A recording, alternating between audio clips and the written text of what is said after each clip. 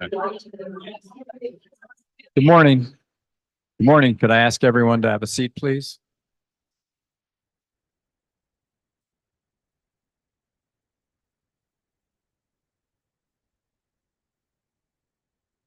Okay. Well, I'd like to welcome everyone to the annual meeting for 2024. I'd like to welcome everyone in the charity room and all those that are listening online. Thank you for attending.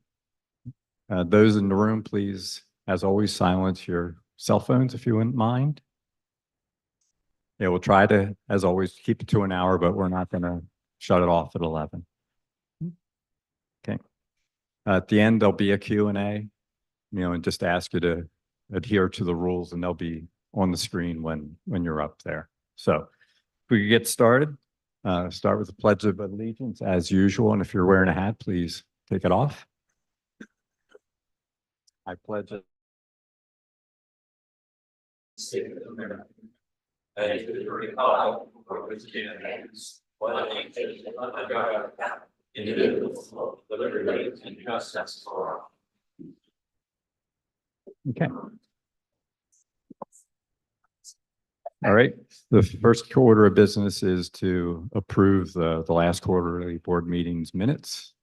Can I have a motion to approve? Second.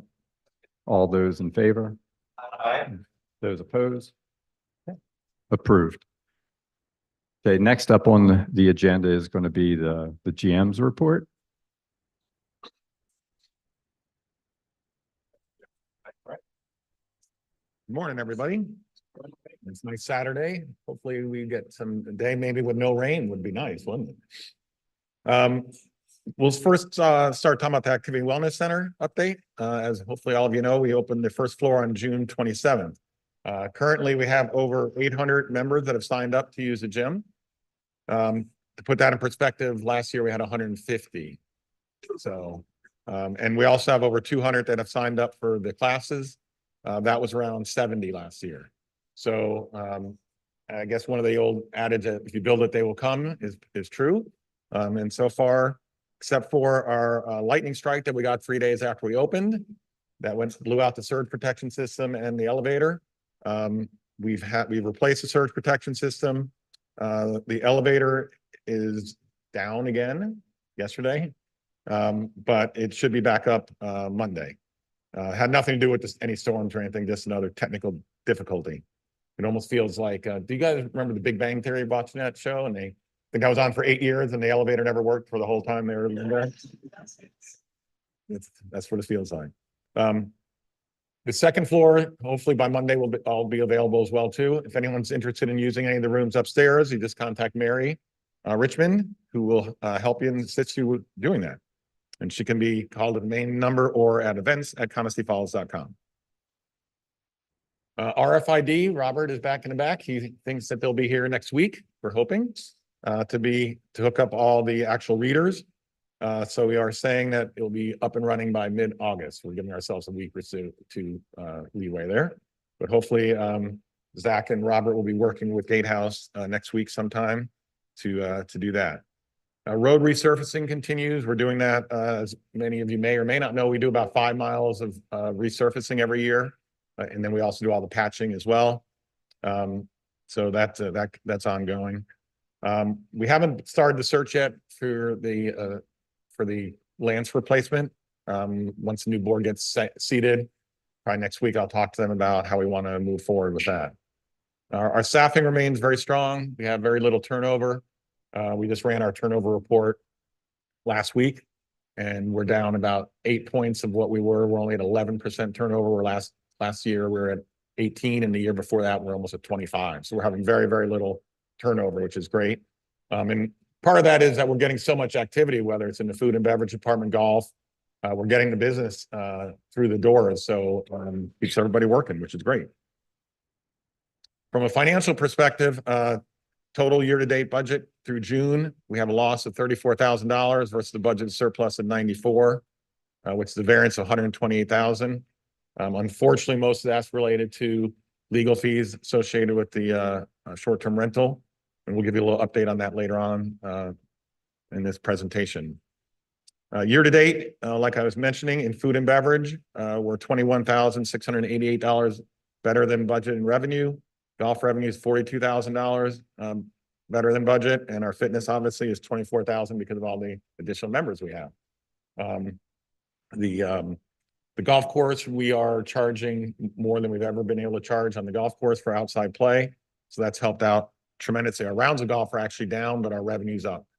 So that's good news. That's a good combination. Collect more money and less. The amenity fees year to date are $73,500 better than budget, which equates to about 7 more resales than we had budgeted for the year through June. So that's good as well. The real estate market, even though it's, nationwide, it's cooling, it's still doing pretty well here. It's not going crazy, but it's not depressed either. It's staying on a pretty good trajectory. CFPOA owned lots for future home construction. We've suspended sales of those lots. We've already met our quota.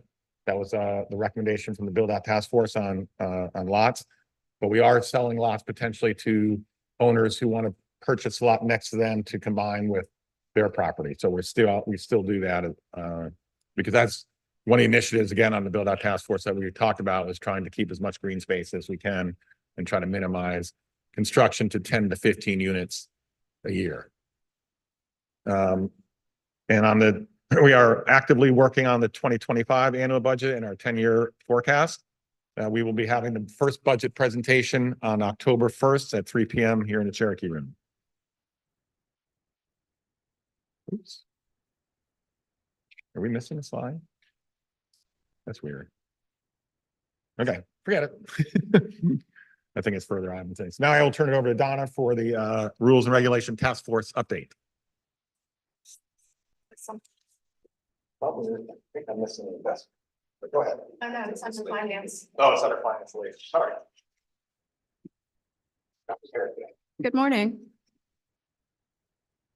Thanks for coming out this morning. It's nice to see so many people here in the Cherokee Room.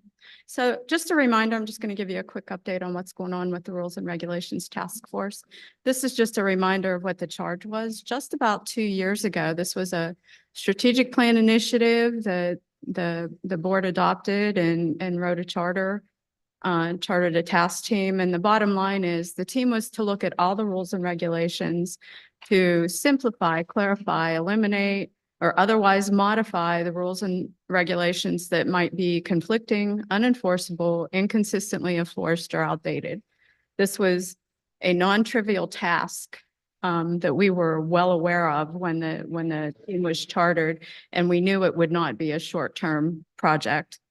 And here we are almost 2 years later. So where we are today, all but 2 of the articles have been provided for member review and comment by you all. The 2 remaining ones have to do with rental properties that we've obviously put on hold for a while until we see what happens with the short-term rental litigation. The other one is definitions and forms, which can't be finalized until all the other sections are finalized and we check to see what might be missing, what new definitions we might need. So that's an ongoing effort that we'll finalize that towards the end of the project. I want to take this opportunity to thank everyone who has taken the time to review the proposed revisions that have been sent out and provide comments.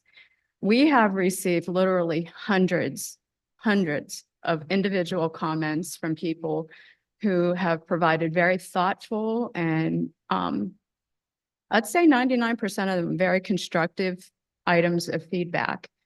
Each individual item is being carefully considered.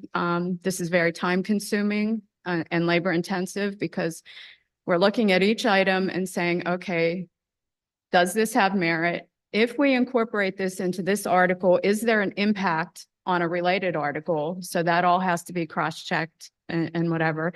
And they're mostly one-offs. And when I say one-offs, there's not a common theme.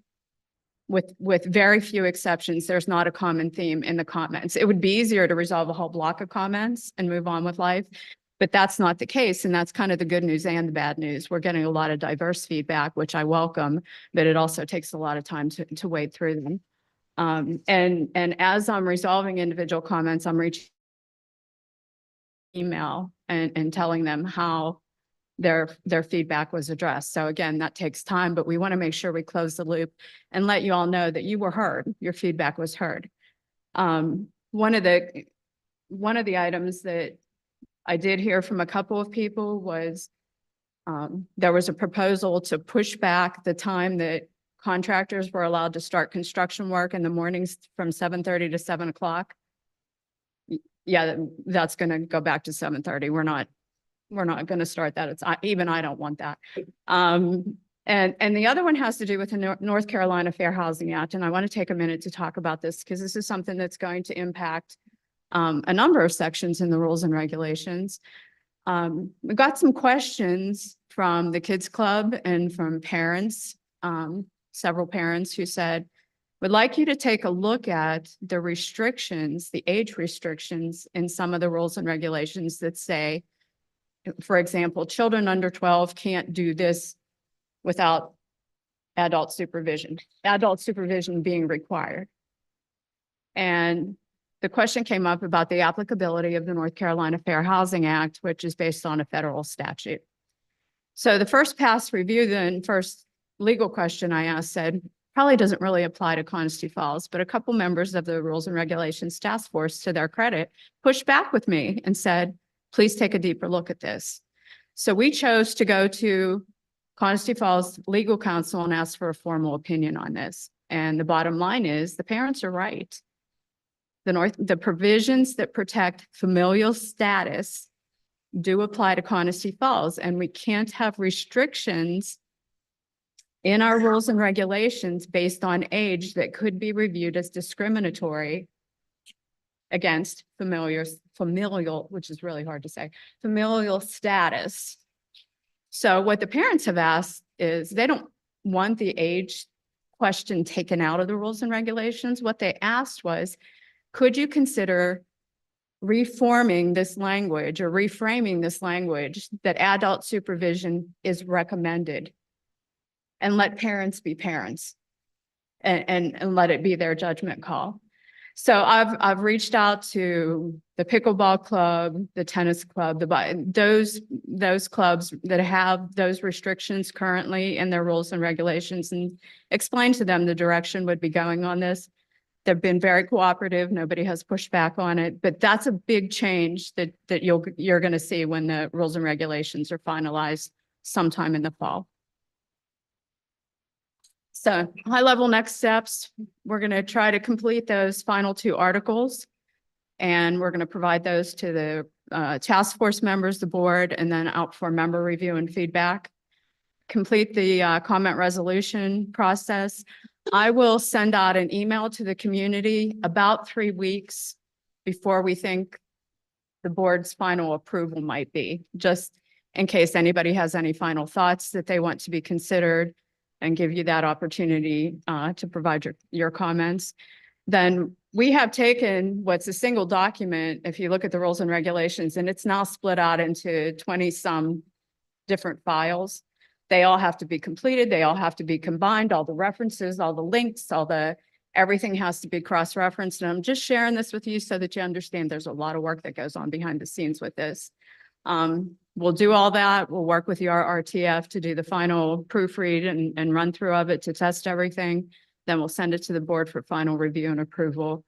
And then y'all will get a communication saying this is done, and the link will be out on the website under governing documents. So that's where we stand. We're really shooting to finish this. I hope to wrap this up before the end of the calendar year. I'm shooting for November at the latest. Nobody wants to be doing this over the holidays, especially me. So that's where we stand. And with that, I'm going to introduce Elena Harbeck. A lot of you know Elena as, the Kids Club, and she's been involved in that. But for the last, I don't know how many years, Elena's been a member of the Strategic Planning Committee here in Conisty Falls, and she has been the chair for the last year. The board recently approved the 2024-2026 Conisty Falls Strategic Plan. They approved it on July 25th, and Elena's going to come up and give you a few highlights of that plan. So Elena.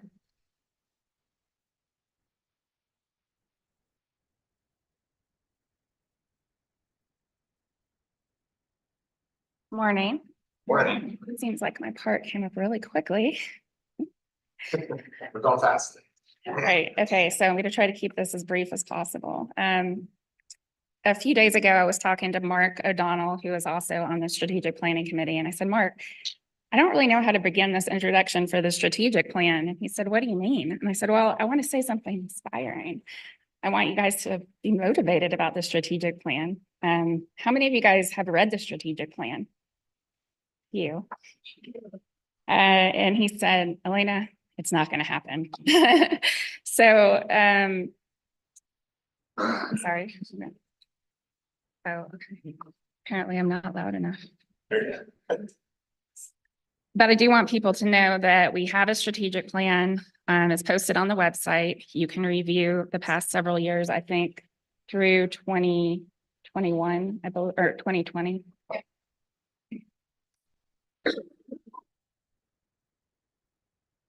So like all of the permanent committees, the strategic planning committee does have a charter. It's to develop, update, and communicate the strategic plan, which is used by the board, management, and theoretically, all committees, clubs, and organizations within the community as the basis of planning and decision-making. We do update that biannually with a complete revision when directed by the board. My notes are a little bit different from the slide, so. We did begin this process of revising the current strategic plan in January of 2024 to produce the 2024-2026 strategic plan. We've put a lot of thought and effort into this. We began by reviewing the current vision and mission statements. The vision and mission statements don't drastically change from one plan to the next, but they do need to be refreshed from time to time. And while the SBC did not make any changes this year to the current statements, we do anticipate revisiting those statements in the next strategic plan process in 2026.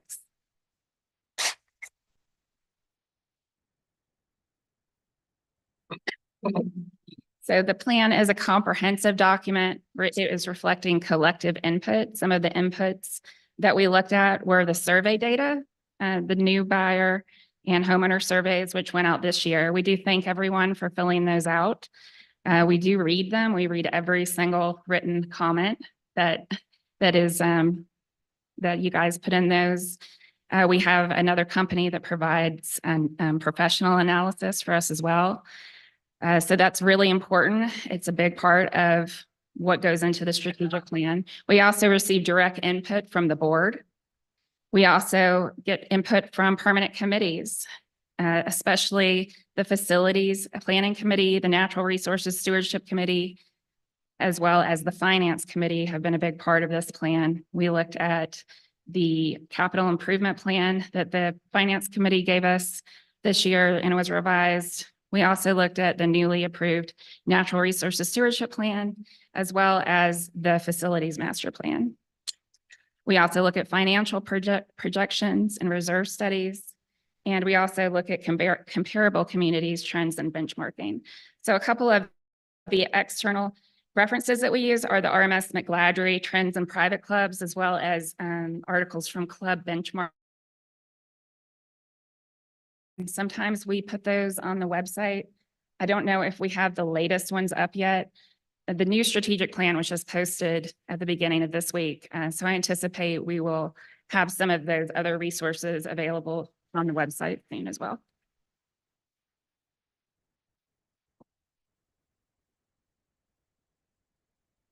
The strategic plan initiatives have remained aligned with our current mission pillars, which is to promote Coniston Falls as a unique community to current and future members, provide quality amenities, infrastructure, and services, preserve our natural environment, and sustain the CFPOA's financial health. And so I just want to go over a couple of the highlights. I'm not going to tell you about every single new thing in the strategic plan, all the strategies. It's on the website. I encourage you all to go check it out.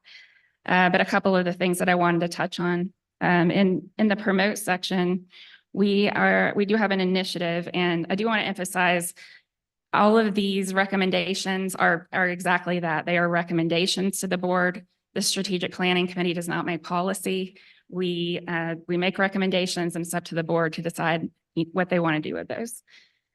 So one of the things that we are looking at in the promote section is central oversight of communication. And that is just to ensure consistency and accuracy in how we disseminate information throughout the community. Not only the internal communication, like the Friday flyers, the Clubhouse News, but also our website and our social media. Many people might not know, but we do have an Instagram page, and that is posted on frequently. So we, whether or not that looks like a communications committee or how that's going to be resolved, it's up to the board to decide.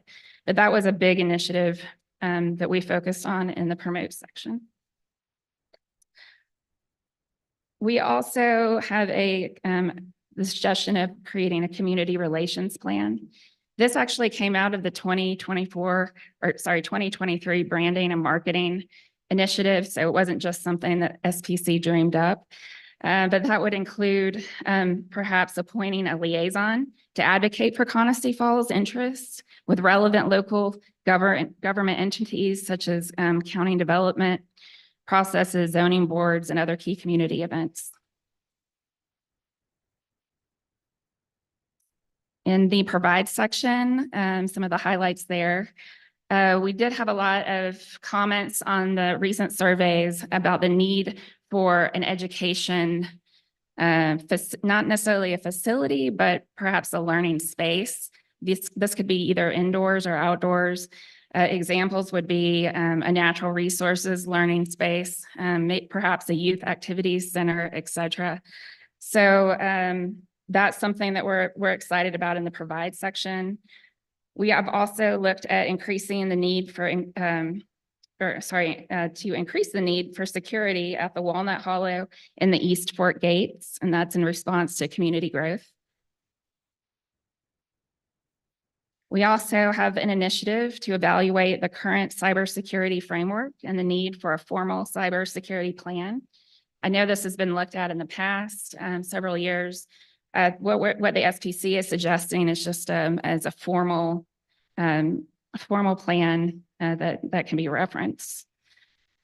Also, we were looking at evaluating on an ongoing basis other technology that could be implemented, such as a community notification system for emergencies. Again, what that looks like is up to the board's discretion.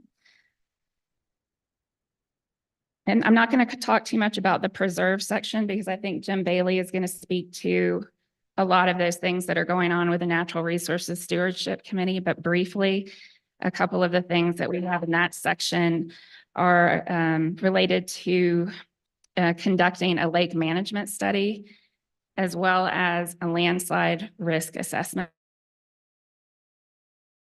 The landslide risk assessment is also cross-referenced in the sustain section, as it does apply to the financial security of our neighborhood as well.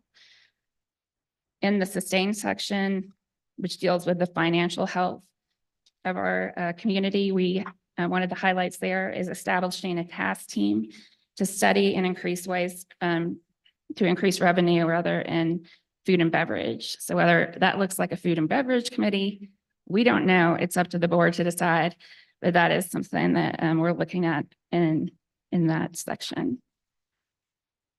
Another thing that I'm excited about is an initiative in the sustain section that deals with creating a stronger sense of a community to foster volunteerism.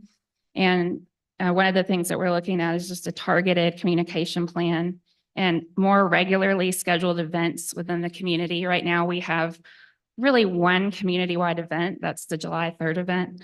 So but we're looking at ways to have more of those events happening. And lastly, we also, my slide changed. Okay.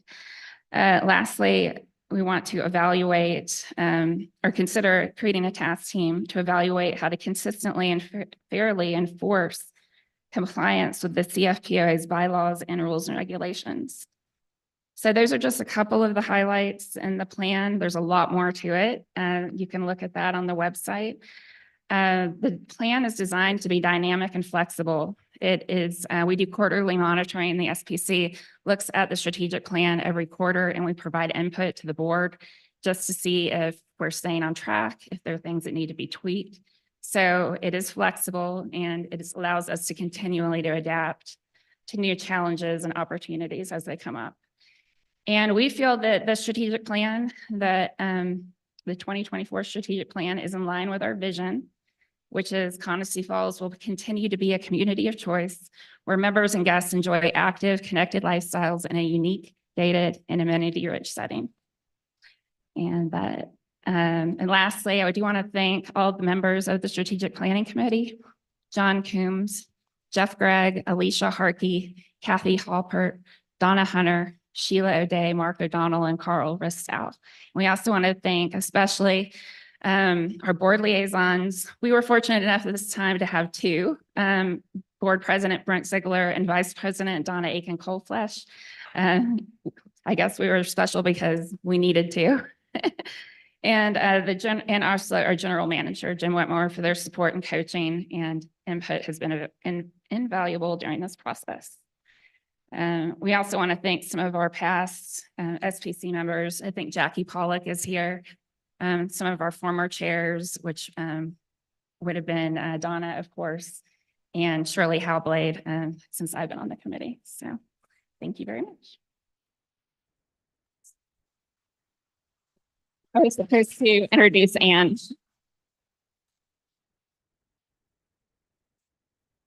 Okay. Good morning, everybody. I'm Ann Sanders. I was the liaison this past year to the A&E Committee, the Architecture and Environment Committee. Let's see if people's names are on here. I'd like to first recognize everyone. This is a very hardworking group. Carl Terrell, the chair, Rick Clark, Jack Denniston, Kathy Hell Brewer, Christine Leach, Mark Malvin, Jay Spindler, and I'm going to talk a little bit about Jay in a minute. I was the liaison, and of course, Jim as our GM. This group, we've never really talked a lot about them at the annual meeting, so Brent asked me if I would talk a little bit about them today. This committee approves all exterior changes to homes, such as your roof type, color, landscaping, tree removal, tree trimming.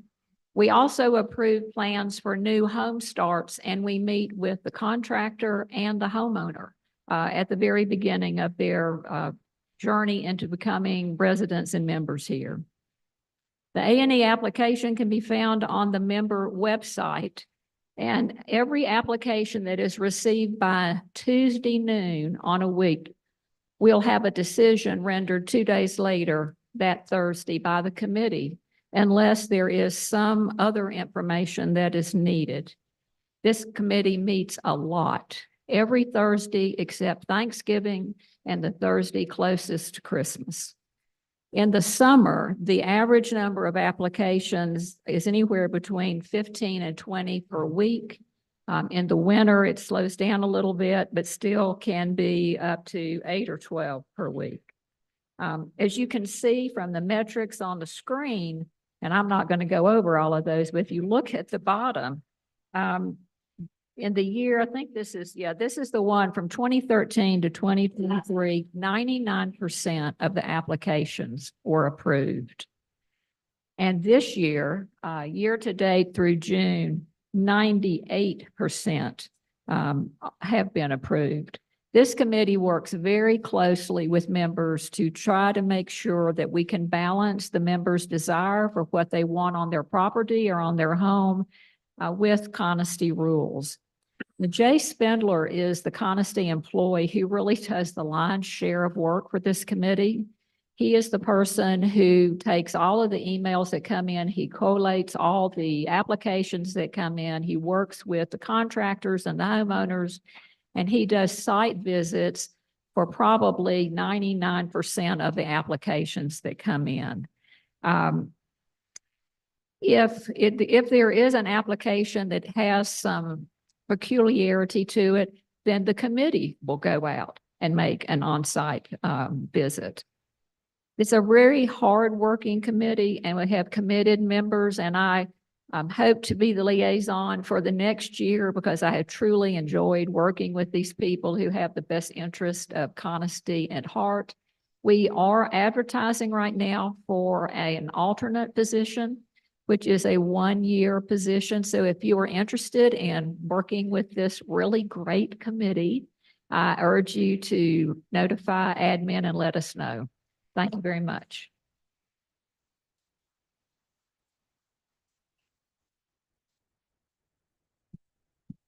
Oh, boy. I'll just lean down because then everyone doesn't have to change it. I'm going to handle the facility planning committee update. Well, let me go back up one. So the facility planning committee consists of Dan Glasso, who's the chair. I'm not sure if Dan's here or not today. Bradley Caldwell, Jordan Clark, Marty Hodgkins, I know he's here, Tim Krupnick, Joe Lapps, Bill Mills, who's a new member, Gene Rowe, Vince Tidwell, Richard Zollinger, who's liaison, and then myself, obviously. So what they are currently working on is the envisioning the future clubhouse initiative. We talked about this at the last quarterly meeting. It's, very early in the stage, but we're just looking at down the road, whether it's 3, 5, 10 years, what's this clubhouse going to be and what do we need to do to make sure that we're staying both initiative of what it could be and then financially whether we can afford to do what we need to do. So part of that's going to be obviously doing a analysis of the current building we have, which is to figure out the structural integrity and the infrastructure of the current building, and that might help decide how you move forward. And to date, no CFPOA funds have been spent on this project. It's all conceptual at this point. And we have a great group of people, including Dan, who's an architect, retired architect, who's been doing a lot of the grunt work of looking at plans.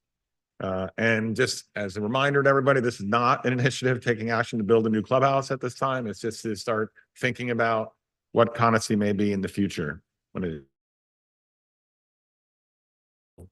clubhouse area. The pool renovation project, we are still waiting on finance committee to make recommendations on that. We met last month and we looked at it a little bit, but this will be mostly done this next month or two when we are doing the budget and looking at the 10-year projections to make sure the amenity fund is properly funded to do the pool project. One thing that's interesting about that is it's a pretty long process to go through at the county and state level for pools. So we are going to start, well, I'll be talking to the board, this new board, when they meet next. We may have to spend some money earlier than we thought to get some actual plans and construction documents done so that you can actually get real bids. And you need those construction documents to actually start the process of permitting for a pool, which can take anywhere from 6 months to 12 months. So we need to start that process quick. The Ottagatti playground equipment, all that new equipment has been placed and we opened it on July 3rd, right before our big event. We had a ribbon cutting and the kids ran around and had a great time. And if you go down there, I go down there very rarely where I don't see somebody on the zip line. So they are really enjoying that. There's a couple things still left. We are going to build a shade pavilion similar like we have down at the dog park. And then we're also going to plant some trees that we can make some natural shade for those areas as well. Of course, it'll take 5 years to get that, but it'll still be nice. It'll add a lot to that area. And the other nice thing is we expanded the whole area where we put down the playground mulch. So there's no grass there for our little deer friends to eat and do what they do. So that'll be a little bit more fun for the kids not to have to play around. With the moving of the wellness center equipment over to the new building, we are going to be moving the library area over to the old fitness space. So that will be a much better area for enjoying the library, where you'll have, I don't want to use privacy, but you'll have a door, so you won't have people just walking by all the time. And we'll be able to create, obviously getting a lot of natural light with the windows in there, and we'll be able to create a lot more space for shelving, and then also some social areas to sit and read, and potentially have like a little group table as well. So that will be a nice thing to look forward to. We're hoping to have that moved over by that area sometime in the fall. The pool restroom improvements, we are looking at ways to not spend a lot of money, but do some improvements in the pool restrooms, because they are in pretty bad shape. But knowing that we're probably going to be taking them down here in the near future, we don't want to spend too much money, bad money after bad money. So, and after, the FPC spent about 2 months doing analysis on the potential of adding solar power to the A&W, because I was talked about it a couple of chat with the board. And between running the numbers and some of the other things that we found out, it just didn't make sense at this point to do solar power. The solar panels are too heavy for the roof trusses, and it also voids the warranty, and it was over a 10-year payback by the time you're done. And I am going to do the Finance Committee one as well. So the Finance Committee consists of Keith Butler, who's the chair, Kara Blank, Debbie Dove, I think she's here. I think I saw her. Dave Edwards, Robert Grohl, I saw him. He's here somewhere. John Harris, Craig Harding, Jim Hatch, Phil King, and Marty Oliver, and Bob McGinnis, who's a treasurer, obviously, and myself. Finance Committee is one of the unique committees that it has, what's that? 1, 2, 3, 4, 6, 8, 9. It's 9 members. They have 3 alternates versus 2, because it is important on the Finance Committee. It has consistency on that committee. So that was a change that was made about 2 years ago, I think. I already gave you the financial update of year to date as far as the operation goes in my report, but here we're going to talk about the investment policy. As you know, hopefully about 2 years ago, the community got some information and the board approved a new investment policy. You'll see here, we have approximately $8 million that we have in reserves and we have invested. And you notice it's 26% in cash, 31% equities, and 40% in fixed income, then 4% in alternatives. Very similar to what a lot of people in this room might have if they have some type of investment portfolio. What you'll see here is year to date, in the trailing 12 months, we've done 9.26% return on our mid and long-term monies. And we've done 5.39% in our short-term account for a blended average of 7.73% of return on our investment against the benchmark of 5.4. So we're doing pretty well. Obviously, in this particular environment, it's not hard to get more than 5% because you can stick your money in a CD and get 5%. So, but I'm thinking that will probably change here in the next day or two after yesterday's fiasco in the market. This is just a breakdown of the actual dollars. So you have $3.2 million in our medium and long term. Those are all monies that we don't need, that are like 5 to 10 years out. That's in the reserve study. We have 60% of that. 40% of it's in this pure cash and short term.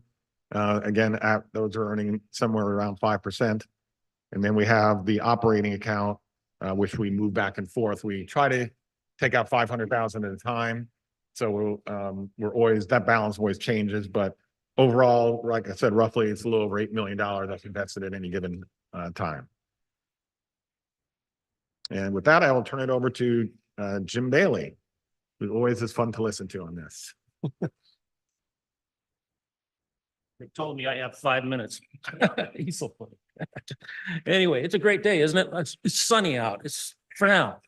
I had dinner with Gary Dodge this past Monday. I don't know if you know Gary. He's a trained meteorologist. And he told me, we've had like 23 days in a row we've had rain.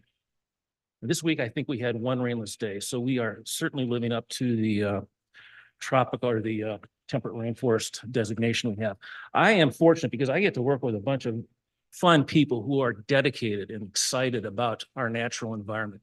This new committee, the NRSC, is chaired by a very enthusiastic and passionate individual, AJ Longler. Did I get that right? I got that right, I think. Yeah. Yeah. Richard Bennett, Paco Candle, Catherine Hill, Graham Smith, Roger Whitmer, Jim, and myself. And it's just a great group. And there are a lot of volunteers. This group is highly connected with other permanent committees, the trail builders, the trail stewards, and so on, and a lot of volunteers, some of whom are here in the room. I want to kind of share what some of the accomplishments of this committee are, how they're organized, as well as some of the current things that are going on that I'm sure you've heard of. As I mentioned to you the last quarterly meeting, the committee completed and the board approved a very comprehensive stewardship plan. If you haven't seen it, you can go on to the website, the NRSC website, which is accessible through Constantine Falls website, and have a look. Within that stewardship plan, there are essentially three goals. And under those goals are listed a number of initiatives and things that need to be addressed. The goals are keep wildlife wild, protect water resources, and protect native habitat. Whew, that's a lot of stuff right there. Just imagine how broad that is. Well, in order to accomplish things, this committee has established 4 subcommittees.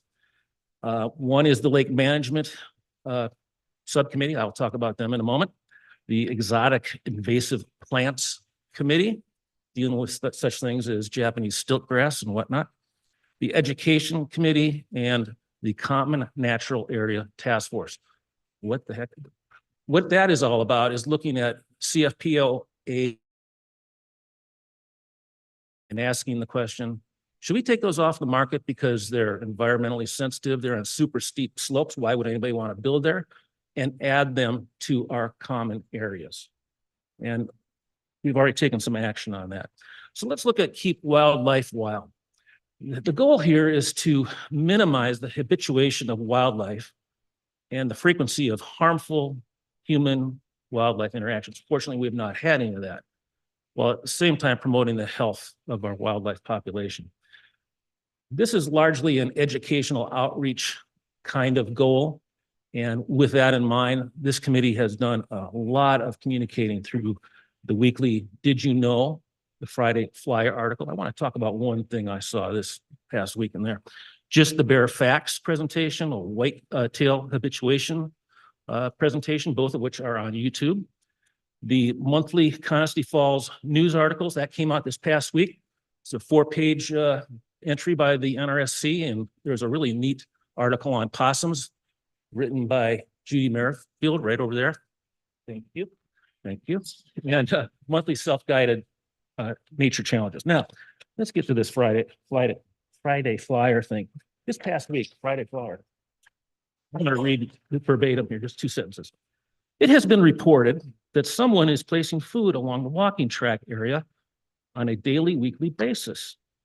On Tuesday of this week, a person walking the track was approached by a bear who was near the placed food. Really? We have signs as you come into our neighborhood that don't feed the wildlife, but somebody thought, well, wouldn't it be cool to have a close personal interaction with a bear? No, it's not cool at all. Really, it's not. To anybody who does that, I ask the question of this. How would you feel if there was a harmful interaction between a bear and one of our residents as a result of your actions? How would you feel if that bear became a nuisance and had to be relocated or worse, destroyed? These are things that can happen. Please don't feed the wildlife, whether it's bear, deer, or what have you. We're trying to eliminate problems, but at the same time, still be able to enjoy them. Like this fox. That fox, that's from my trail camera. Beautiful animal. And I don't feed it. Okay, so let's go to protect water resources.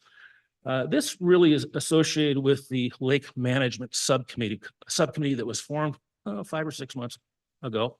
Joe McMurray, Mitch McCullers, Dave Maida, myself, Roger Whitmore heads it up.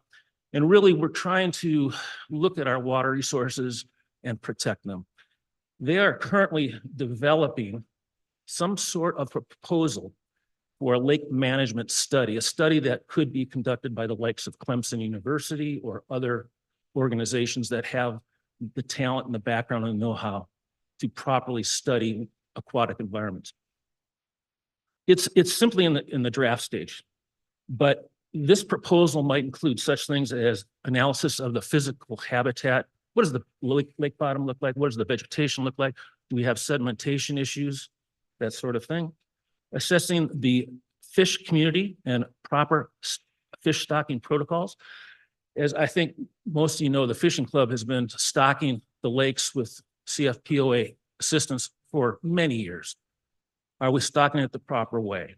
Is there a better way to do it, given our fish population and how it changes over time? We're looking at possibly, what do we do about shoreline and aquatic vegetation control? Should we be using herbicides or not? And if we do, what's the impact of that? Assessment of wildlife and impacts. Everybody loves otters, love beavers, not so much geese, ducks. Well, it's great to have a beaver around, but not really. I mean, they can chew trees up and create problems. I've heard reports that we have had a beaver in the past, but so we'll look at things like that. Water quality sampling and analysis. So this is a chemical analysis of what's in our waterways. And can we say, yep, it's safe to swim, it's safe to paddle, it's safe to fish and eat the fish, that sort of thing. And finally, an assessment of the water outflows from the dam. Most of our dams are weir style, where the water will flow over a weir, so to speak. And so they're drained from the top of the lake after a storm. Meanwhile, we have a lot of water that's 30 feet lower than that, that's never changed. And I'm sure if we were to bring up a sample of that, it would not be a pleasant experience. Should we be maybe draining our dams from the bottom of the lake instead of the top? And what impact might that be? So a lot of things to consider. And this group will have some sort of proposal ready in the coming months. It went too far. The third goal is protect native habitat. I mentioned the Common Area National Task Force, and I have shared with you in the past that the committee has recommended the removal of association-owned lots in the southeast corner of our neighborhood, where we have a southern Appalachian bog, a very sensitive ecosystem. So that area is now protected, and we're working with a company, or will be, called Equinox, to determine how do we keep it protected, not only the bog itself, but the watershed that feeds that bog. We are conducting spring and fall treatment of hemlocks for woolly adelgid. If you don't know what a woolly adelgid is, that photo on the right shows you the underneath of a hemlock branch, and you see those little white dots. Those are adelgid. And so if you have hemlocks in your property and you can scout these trees yourself, if you find that, it could be a problem, because over time that will kill the tree. So we have treated a number of hemlocks, and Roger Whitmer gets a lot of credit for that. He is really driving that effort. We also have assembled volunteers to scout for and remove Japanese stilt grass, an exotic invasive species that's all over the neighborhood. And this is where the trail builders and stewards have come into play, because they've been really helpful on that. And finally, in the aftermath of the infamous Toccoa Dam landslide last January, I believe, this group brought in the Appalachian Landslide Consultants from Asheville. And they gave a presentation here in this room about the historical landslide situation in Transylvania County, with maps of where these occurred. Any idea how many landslides we've had in the last 100 years in this county? 1,000? Yes.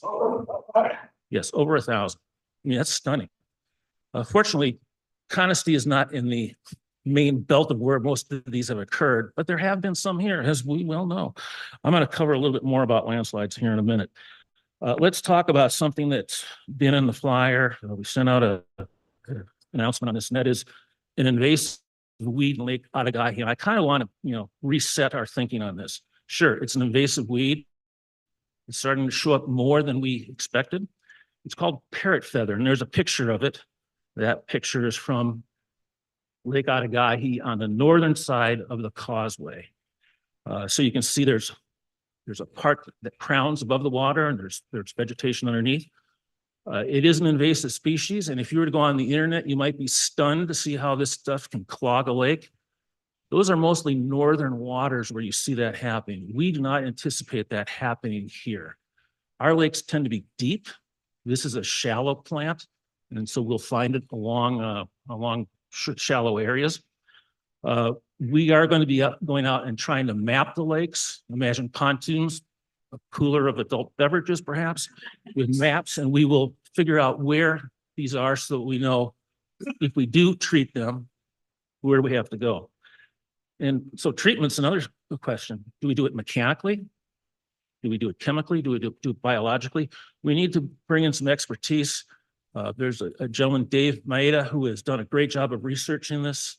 And we have a meeting this coming week to talk about it, I believe. So in the meantime, I want to kind of lower the anxiety, if there is any. This is not a huge issue for Coniston. It's just one we have to address, and it may take some time to do it. So that's parrot feather. Lastly, landslide. A couple of weeks ago, you may have seen a red car with a yellow sign on it on Coniston Trail or Agugu. And those were representatives from Appalachian Landslide Consultants, Jennifer Bauer on the right and Rebecca Latham on the left. And they have, we contracted them to look at our yellow line roads, our main roads, and give us an assessment. Do we have any risks such as that could cause something that, like what happened at Lake Toccoa? And we don't have that report yet, but when we do, we'll probably learn a few things. This is an interesting slide. I want you to take a close look at that. When I drove around the neighborhood trying to find Jennifer and Rebecca, I finally found them, and they were at this site, and I took a nice photo for this presentation. Do you see anything in that photo that gives you an aha? Cracks. Cracks, that's all right. You can see the cracks on the runway. When I talked to them, they said, everything looks good, but this is the one place so far, they weren't done with their survey, that might indicate a concern. How big of a concern, we don't know yet. But you see the crack and how it runs parallel to the roadway there, to the edge of the roadway. And you can see where Rebecca is standing. If Jennifer wanted to give her a quick shove, oh, she didn't do that. Anyway, so it gives you an indication of what they were looking for. And that's what we're going to be doing, an assessment of our main roads and see where it goes. So anyway, those are some of the things that this committee has been involved with or through their actions have initiated. It's a fantastic committee. I'll close it just by saying, what a great opportunity for you to get involved. There are so many volunteer things that you could do with this committee. We had a presentation by eco-foresters a couple of weeks ago, talking about a forest management plan. We had like 40 people at that presentation out at the barn, and it was great. And so I want to invite all of you, if you enjoy this beautiful place, get involved. This is a great place to be. So, all right, next, Brent.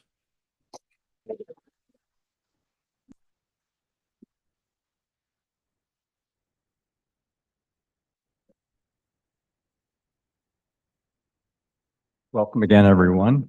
I'm just going to give a quick update on the homeowner survey. I'd like to thank everyone this year that participated in that. Every 2 years, the community does do a survey, and we've been using the same company, REMA, Real Estate Marketing Alliance, to do those for us. We try to keep the surveys in a consistent form, similar type questions, so that we can look and make trends and do some forecasting from that information. So again, thanks to everyone, the 973 people this year that responded to it, which is 66%. I'd like the percentages to be higher, but 66 is really pretty good. So when we look at the numbers that are going to be shown, and it sort of forecasts what our community looks like, again, realize it's based on the respondents. We don't have information for all 1,466 households, or I'm not sure what the house count is now, Jim, like 1,485, somewhere in that area. So again, I appreciate everyone taking the time to fill it out. It is a better response than in 2022, which was 61%. So I'm not gonna bleed through the whole report. It's quite lengthy. And at the end, I'll show you where it is on our website where you can review all is how we use our homes. I think when I first came here, it was 40% maybe permanent and 60% transient. And right now we're saying 62% of the respondents make this their permanent home. 38% view it as vacation, secondary, or possible rental property. One thing that you don't think about, but living in a HOA or a POA or a planned community is a place where rules exist and that we all have to follow and abide by. And 56 of the percent of the residents have previously lived in an HOA and are familiar that we do have rules, we do have regulations, that we're a business and we need to take care of that business, which includes our employees. Years of home ownership, less than a year, and I'm showing the numbers 2024 on the left, 2022 survey on the right. And you can see less than 1 year in 2022 was 11.5%. But a lot of that is the result of COVID and the amount of real estate that turned over in here during that period of time. But this year's 5.8%, 5.9% have been here less than 1 year. 1 to 5, 37.5%, pretty consistent with the 2022 results. 6 to 10, it would make sense that if we had 11.5% less than 1 year, a few years ago, that the 6 to 10 now is getting bigger in the 1 to 5. And 6 to 10's at 22. And as you can see, we have a lot of people that have made Conacy their home for an extended period of time. And I can understand why. It's such a beautiful place with beautiful amenities and wonderful people. You don't think about children under 18 living in Conacy, but we've seen that. And under 18 years of age, we have 5.5% of the community has children. Again, respondents. This isn't, with all 1,800 or 1,485 homes, but 5.5% of the community has children living in the house. 2022, about the same, 6.1%. Why do we all live here? And these are the amenities. And I do believe that they are ranked in the priority on which we say we use them. So the hiking trails, of course, clubhouse, nice to see that up there. We're fortunate to have this facility and food and beverage service that we have. Our lakes, no surprise. We all like to be out on our lakes, in our parks, the pool. And with COVID, we started the club takeout service, and that's been doing very well for the community as well. As Jim mentioned, Activity and Wellness Center, what a great addition to the community. And it's, as you can see, it is being embraced by our members, as it should be. It's a beautiful facility, something we should all be very, very proud of. The walking track, we take that for granted. A lot of people may not know that, but it is there, and it's the flattest place in Conacy to go for a nice outdoor walk. And they do have flush toilets. Clubhouse. I mean, this clubhouse, historically has had a lot of activities. And again, it's good to see our community enjoying this clubhouse and taking advantage of the entertainment that group works so hard to put together. Our clubs and organizations. Again, we have so many clubs and so many volunteers that work in these clubs, giving us many, many, many opportunities to do things to fill our days meaningfully. And of course, the golf course. What an asset that is, and what a transformation that's taken, since Jim especially has been here. I mean, we have a beautiful, beautiful golf course practice facility. As Jim said, our outside fees have never been higher than what they are now, and demand is strong. So, as I said, the whole survey is on our website, and I encourage everyone in this room to become very familiar with our website. It has a lot of good information, and I know it's going to have a lot of focus in the future too, to keep it relevant, meaningful, and timely. So if you go to the web page, go to governance, and then under there you'll see member surveys, and that's where you'll see the entire result. So before I get to the volunteer recognition, I just want to give a quick update on the short-term rental. So I'm going to just read a statement that we prepared. So on July 25th, both sides in the STR litigation agreed to a proposed settlement. A copy of the agreement was filed with the court the next day for its review and anticipated approval. Unfortunately, it did not come up for review until yesterday, at which time the reviewing judge had some questions for both parties. As a consequence, the matter is still ongoing, but the board will continue to work cooperatively with the plaintiffs toward concluding litigation in a manner that best serves the Coniston Falls community as a whole. Okay. At this point, I want to say thank you very, very, very much to everyone that volunteers in this community. Without our volunteers, this would not be the community that we all love so much. So I want to thank everyone that volunteers and encourage those of you that have been thinking about it, to make that step and make a difference. So thank you very much, volunteers.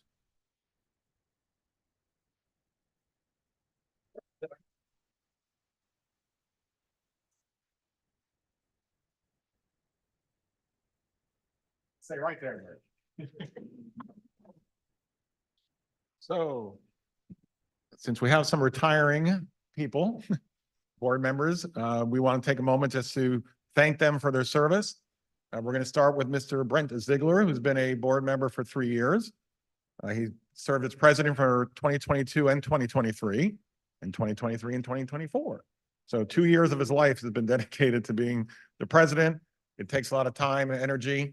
It's not always fun, but we try to make it as fun as we can. But it's been a pleasure working with you. He was also the head of the IT task force chair in 21 and 22, and he served as liaison for both the FPC and the strategic planning committee. So with that, I would like to thank Mr. Ziegler for his service.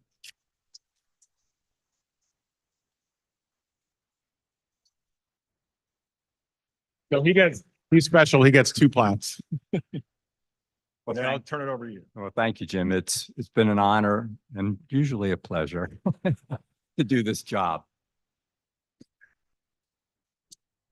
So next I'd like to acknowledge Dick Benson. Raise your hand, Dick. I'm sure everybody knows.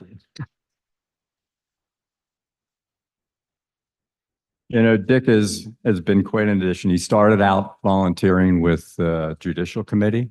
As you may guess, Dick is a lawyer or was a lawyer without a North Carolina license, but an Ohio license. Oh, So as you can imagine, Dick has been very instrumental and helpful on the board, leading us through a lot of our challenges, and always a deep thinker, an excellent communicator, sometimes a little verbose.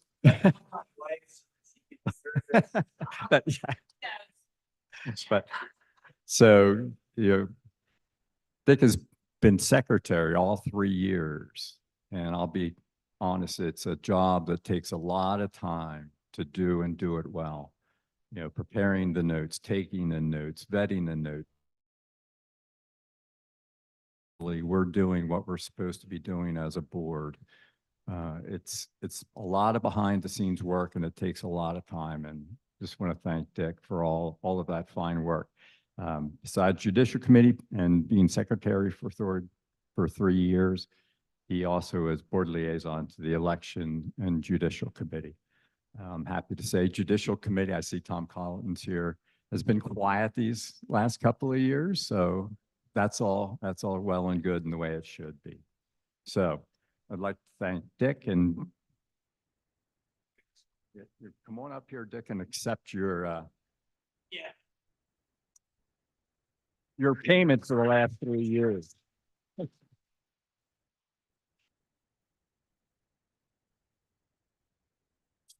I would only expect you to. After you say that I'm verbose, those of you who don't know me, and I know there are many of you that don't know me, those of you who do know me, yeah, it's true. It's all true. Okay. I wanted to take a moment to just say how privileged I have felt for the last 3 years to serve the community this way. I have to say that I never quite looked at it in the way that it rolled out. I spent 26 years of my legal career as chief legal counsel to a city of about 28,000 people. It was a full-time gig for me, and I also had a city hospital. So I had 26 years of city council meetings. A city council is a seven-headed monster. It's like steering cats. I also had a mayor. Actually, I had 5 different mayors, one of whom was America's greatest small-town mayor. May he rest in peace. The last of whom convinced me that it was time for me to retire because he was just so in over his head. But he didn't know it. And we all know people like that, way over their heads, but they're just fat, dumb, and happy. And my kids actually said, Dad, you're so angry when you get home at the end of the day. And to my great surprise, I had already qualified for a full retirement. So that plus Conisty Falls, what a combination. But here's what I want to say about being in over your head. I'm almost done. Jim got 14 minutes. I timed it. I'm not going to go over 13. I just want to say that it's been a privilege to serve with these people that you see in front of you, and not just these people, but the people that were on the board when Brent and I first came on the board 2 years ago, and the people who were on the board last year.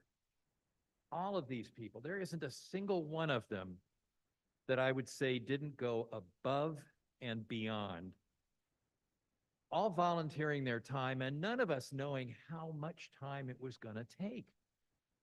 A buddy of mine back in the city that I worked at, I was describing to him the board and the community and all that, and he said, "Oh my God, Dick, you're on the city council." If he'd been standing in front of me, I might have punched him, but he was right. This reminds me a lot of what I used to observe. These people have put forth a huge effort, a devotion of their time and their attention. And despite what somebody said in one of these meetings 2 years ago, I'm probably getting close to 14 minutes now. Despite what somebody said in one of these meetings a couple of years ago, when he stood up and he said, "I know you people are all on the take." Either we're not on the take or I got left out of the equation. I am especially mindful of Brent because Brent has served for 2 years as board president, and it hasn't been easy. It hasn't been easy being on the board, especially in the last year, but it hasn't been easy for Brent. I know him to be a person who agonizes over doing the right thing. And I like to think that we all agonize as board members over doing. Thank you very much.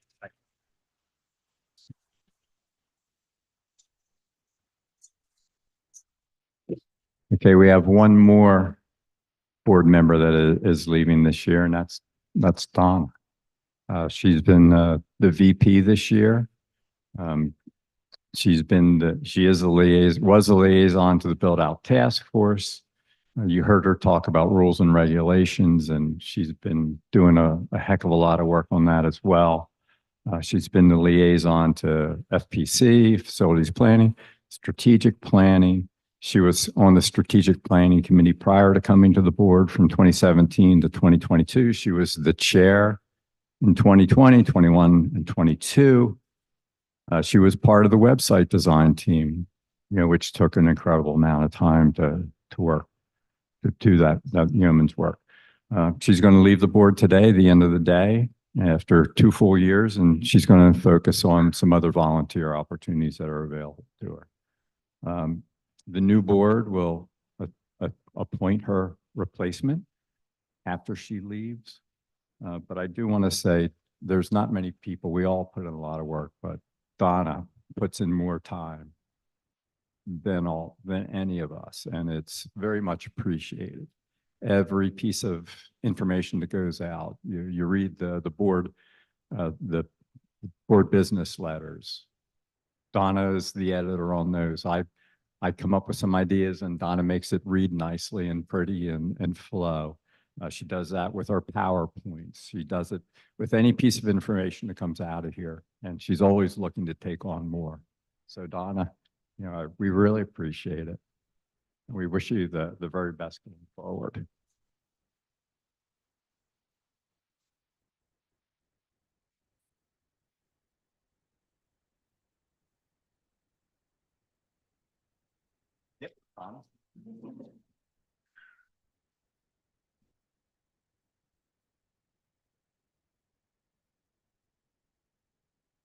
Brent just whispered in my ear that I don't have time to say anything because Dick took all the time. Just real quick, I want to reiterate what Dick said about it being a privilege to serve this community.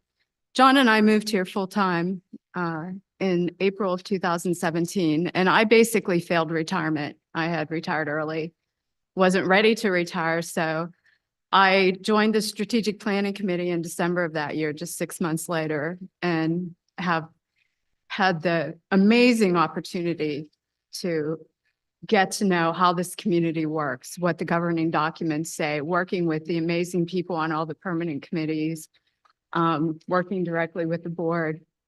I have learned so much from people, from all of you, and about people, and I just want to thank you all for that opportunity.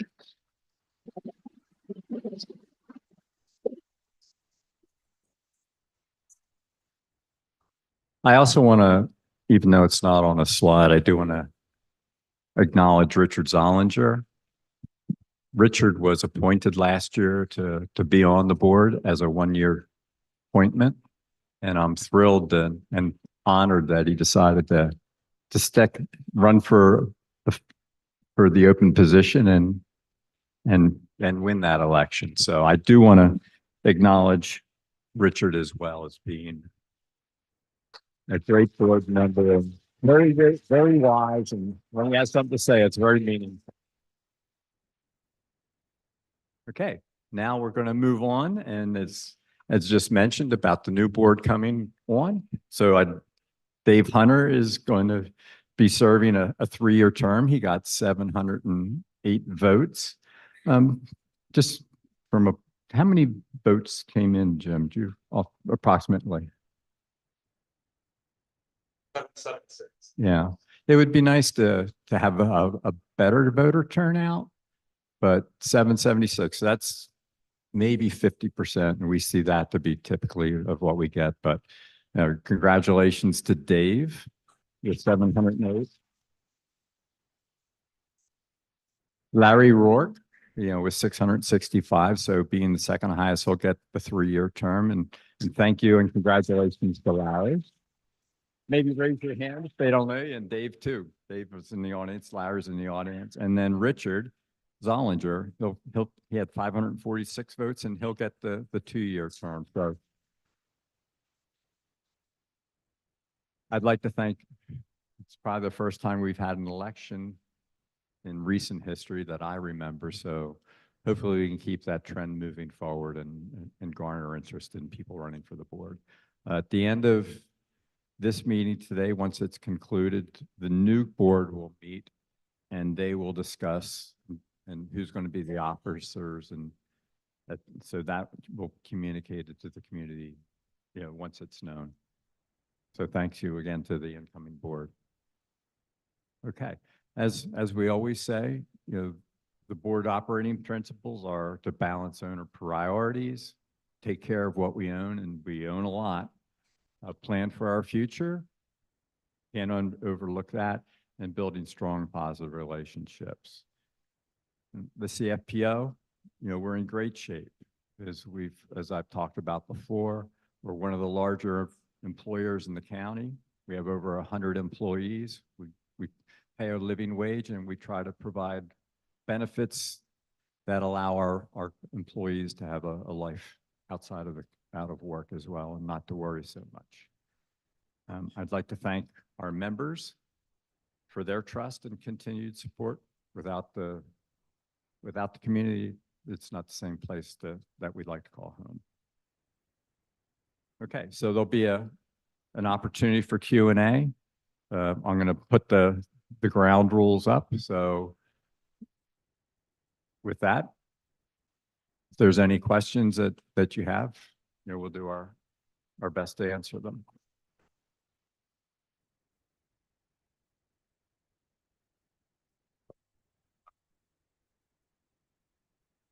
Hello, my name is Sue Austin and my address is 46 Wahoo Court. which is fun street name. But anyway, when I bought here about 4 years ago, I did read through the rules and regulations quite carefully before I decided to purchase my home. And at that point in time, it did not say that there was no short-term rental allowed less than 30 days. It did say if there was rental 30 days or more, that there had to be a contract with the leasee, the landlord, and Conisty. This really hasn't been an issue for me until recently. We've had our house on the market, and our most recent feedback is that somebody really liked the house, but they didn't want to buy here based on the litigation about short-term rental with Conisty Falls. So now it affects me directly because I'm trying to sell my house, but because I got married a year ago. And so I'm trying to figure out how, since this is litigation, there really hasn't been any feedback to the residents as far as what has really happened with that. I wasn't part of the suit at all. And so I want to know what going forward is going to be the policy, how members here have feedback into making the policy for everyone, and how that's going to affect everyone in the future. Okay, I can't talk directly about the suit, but the governing documents make it clear, that we're not a resort. We are a residential community. And so I'm not quite sure what else to tell you there. Resolved as quickly and amicably as we can. Well, I think there was some feedback from the parties as far as the rules and regs weren't properly recorded with the state, and that there wasn't anything specifically in those, because I read them carefully, that said there's no short-term rental allowed less than 30 days. There was not that statement written. There's no transient tenants as a statement that's in there. We're a residential community, so. So how is that going to be, how are residents going to have feedback into what are the policies and everything going forward? Well, if you're talking about rules and regs, or are you talking about the governing documents? Rules and regs, there are going to be rules and regs written once the suit is settled. In November, a statement went out stating that the minimum rental period is 30 days. And that's an legal interpretation and opinion that we received based on our existing governing documents. Okay.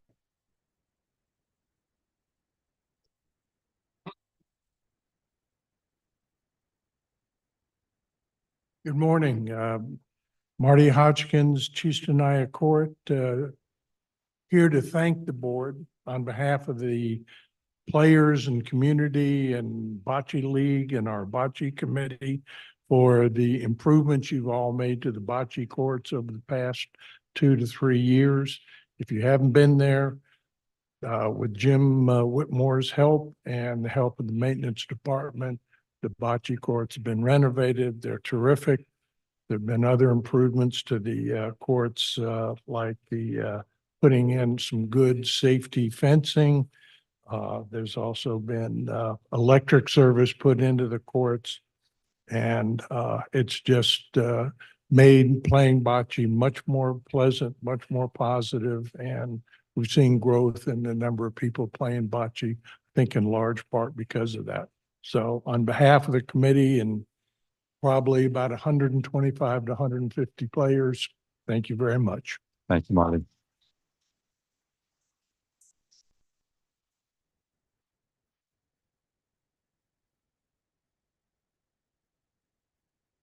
Morning. Good morning. Reggie Sanger, 44 South Setsey Lane in Brevard. What's the name of that street? Setsey. Oh, Do I understand correctly, there's pending settlement of this litigation, a short-term litigation?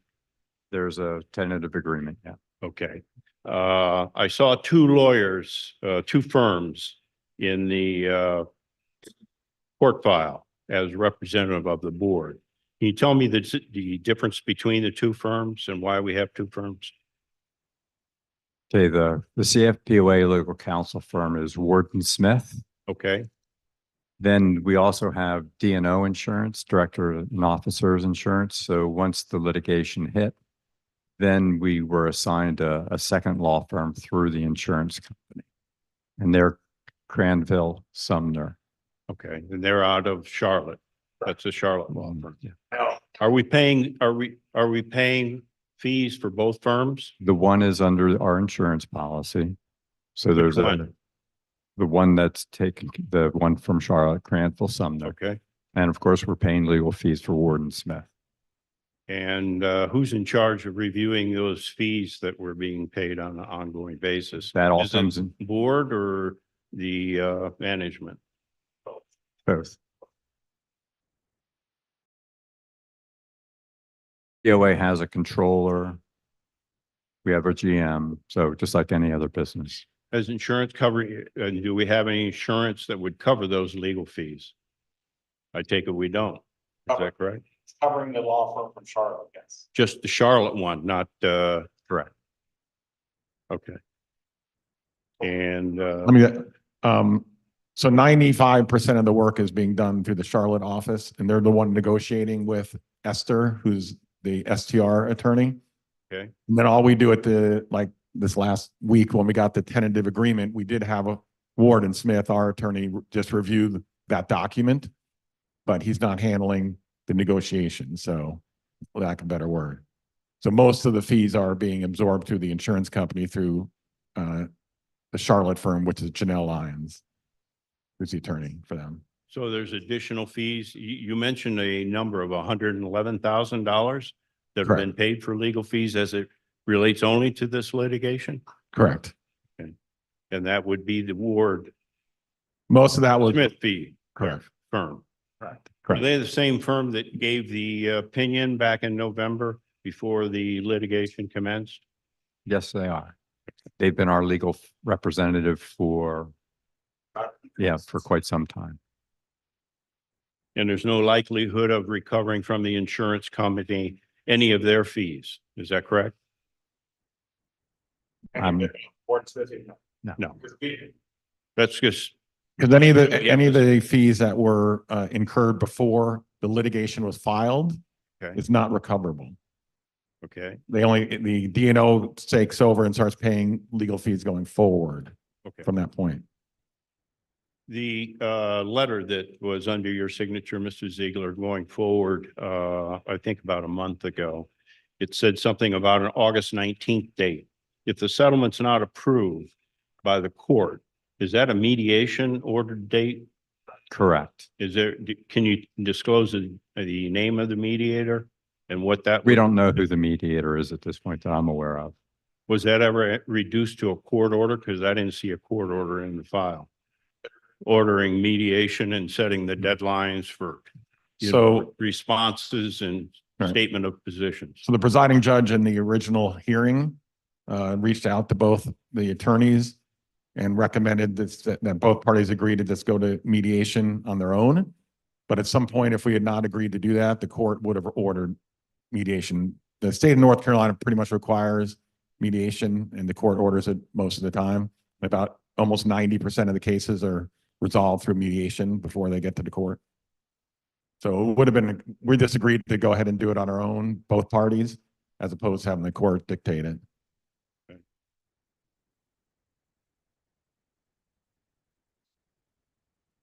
The Wellness Yeah. Center, jumping to a different subject. Wellness Center's been New topic. completely, Say, let the next question come in and then come back for the next one. pardon me? We got a ground ball for a couple minutes, so. Oh, I'm sorry. I'm cut off. Then you come back. Then you come back. I can come back. Thank you.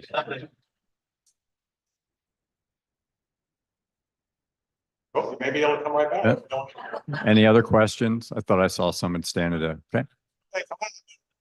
I know we live in a rainforest, but Mr. Bailey, did it ever come up the subject about fires and controlled burns? I live also on a forest I'm blessed to live on a forest down in Florida. We actually have controlled burns. And I live on a ravine here, and the debris and the backup is getting very scary. In light of the Thanksgiving fires a few years back, it came almost to honesty, and some people had fled by virtue of that. Has there ever been any position taken by the forestry department or anything? Or for that matter, let's say on my ravine, can I do a controlled burn with the supervision of the fire department? No, no. No and no. No. Okay. We have not had any input from the Forest Service on how we, is this on? Yes, on how we're gonna manage our forests. And no, as a resident or a member, you know, none of us are allowed to just go out and try a controlled burn. Okay, so that's that.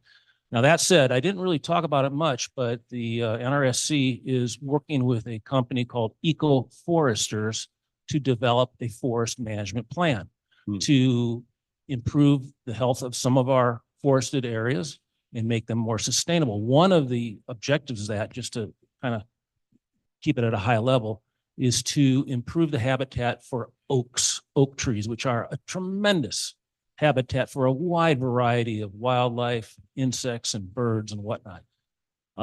Unfortunately, if you go out and hike our trails, you'll see small oak saplings. You might see some pole, 1-inch diameters. You don't see a lot of medium to somewhat large oak trees. You see the big ones, but not much in between.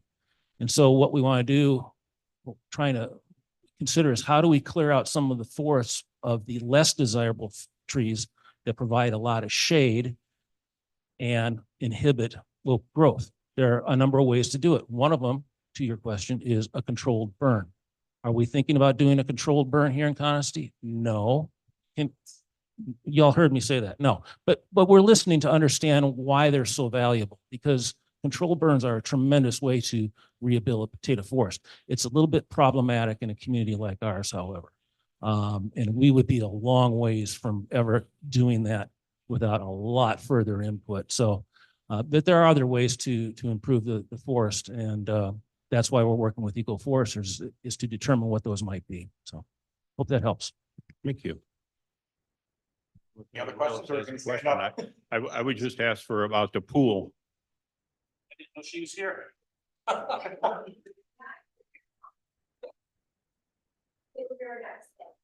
you're welcome. I'm AJ Longware, and I live at 369 True Young 20, TSUYVTLVI. Okay, and I am the chairperson of the Natural Resources Committee. Do I meet Judy Merrifield? Hi, thank you. At Bristol Stop on Line Street tonight. Oh, that's why. Okay. I do remember. So anyway, I want to personally thank this board for being so supportive of all of what the Natural Resources Stewardship Committee has been doing. We do have a great committee. It's small compared to the other permanent committees, but we're very energetic. And one thing, we will be looking for alternates. So if you want a great group to work with, and if you are a passionate person about protecting our natural resources, please watch the Friday flyer, because we will be looking for people. But back to thanking this board for all of your support, the plans that we have proposed, you've been following through with us, and we could not do this without your support. And I really need to thank Jim, because he is into this, and he's really good at talking to the board and getting the information out and helping us. So anyway, thank all of you for caring about this community and being part of it, because without you being here and your input, we do hold events. Please read the Friday flyers, because those questions are often answered about what are we doing about deer? What are we doing about forest management? What are we doing? So please do read that and check out our website. And Jim now, you know me now, take me aside, ask me a question, or you can go onto our website and reach us from there. So anyway, thank you, and I look forward to working with the new board members.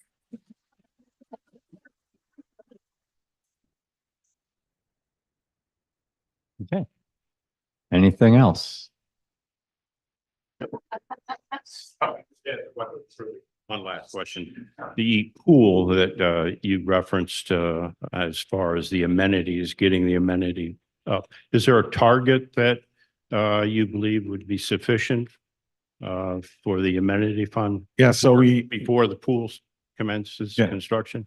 So with the conceptual plans we had for the pool, and this is a reminder to everybody, and there might be some people that are new.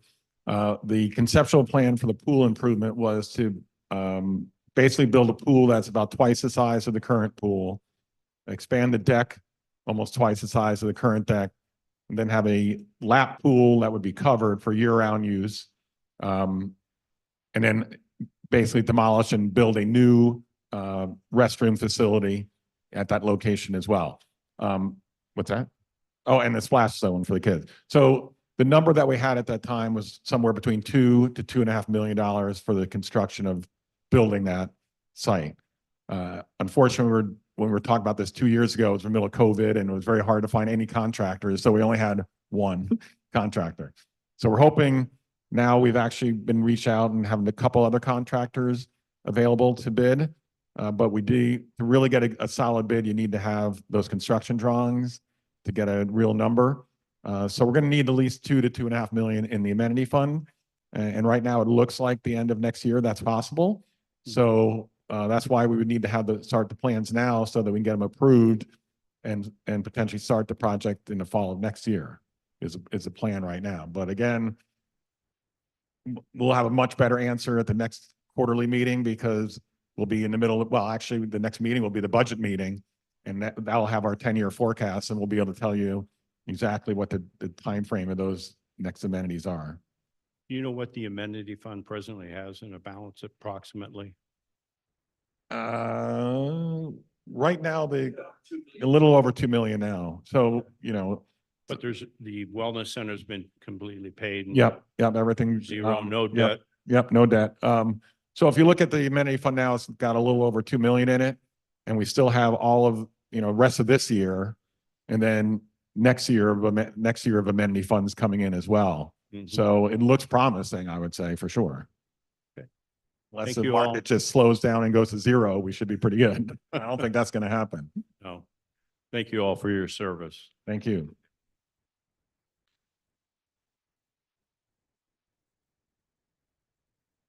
Sorry, I just want a little bit more clarification on the governing documents, because I was reading through some things and it said that typically when you file new governing documents that you need to place it before the members for a vote prior to doing that. And I thought that there was like a 60% required vote to pass whatever new governing documents are filed. Am I mistaken on that?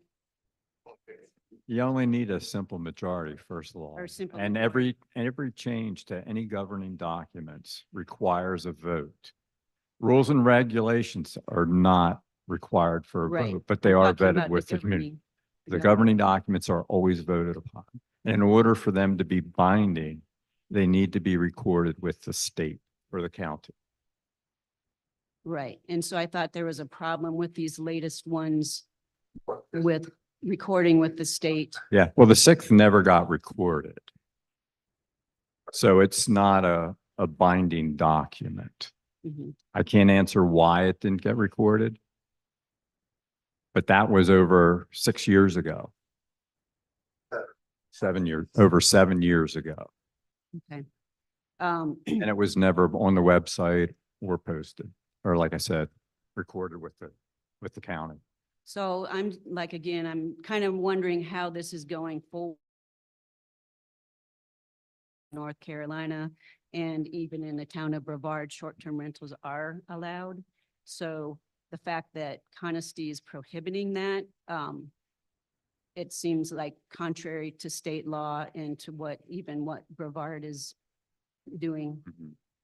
Again, we can't get into the details and discuss that type of thing, but our governing documents carry some weight as well. Right. More, Brent, if I Yeah, may, yeah. there is no state law that would govern this. And we're not a part of the city of Brevard. No one needs to.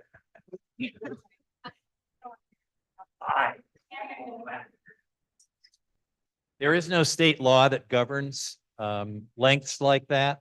And we're not a part of the city of Brevard, so the city of Brevard has no jurisdiction to legislate out here. The decision that the board made last year was based on the advice of council. And council specifically said this is not a matter that needs to be voted on because you're not changing anything. You are merely interpreting something.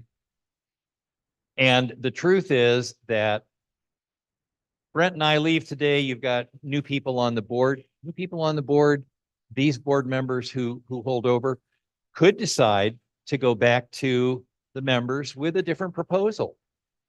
And I would suggest that the time for you to discuss that is with the new board. Brent and I won't have anything to do with it. But it is a decision that ultimately does have to come back here. And you made a reference to the 6-3 statement. Until I joined, well, actually until this past year, I'd never heard of the 6-3 statement.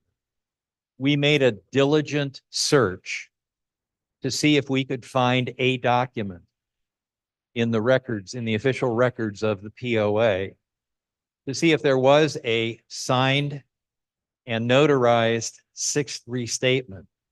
We looked at the county courthouse because declarations of covenants and restrictions must by law be recorded in the office of the county register of deeds. The only thing that's there is the 5th restatement. So we proceeded with the understanding that that's what we were working with. I realize that's not the answer that may be helpful to you, but I'm trying to be honest with you, and going forward, if it changes, it changes. But hopefully the matter will be resolved in the near future. Thank you. I went on too long. I'm hoping I'm the last one up here because I would like to take this time to acknowledge the current board members for all of their service. And I would ask all of them to stand along with the new members, Richard Zellinger, Larry Rohr, and Dave Hunter, so we can all show our appreciation for all of their service that they've delivered and all of the service in the future. Thank you.